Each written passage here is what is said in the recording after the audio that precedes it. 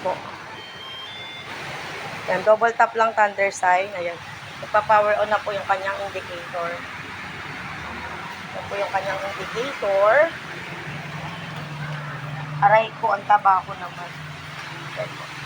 Yan po yung pinaka-indicator niya. Makikita dyan yung percentage level ng battery.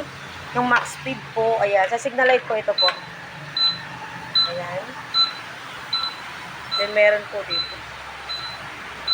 Pag sa left po, ganun din naman. Left. Kahit kanan yun. Ayan. Ito po yung kanan niya.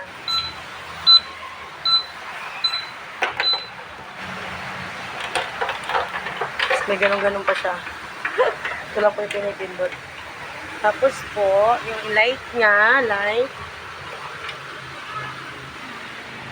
Ayan, sabay po yan sa taas.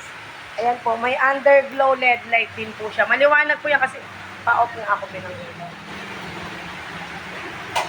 Tapos yung isa pa, doon.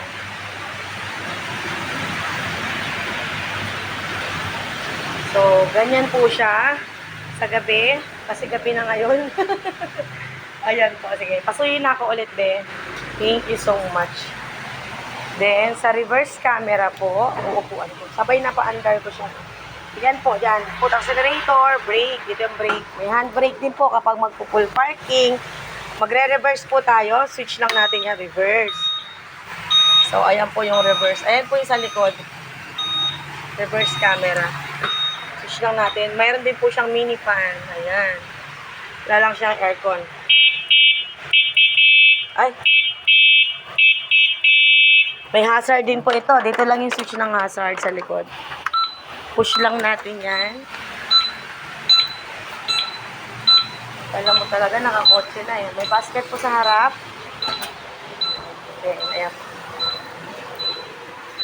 May hazard po siya. Okay. Kung saan natin siya pinower on, doon din natin siya ipa-power off.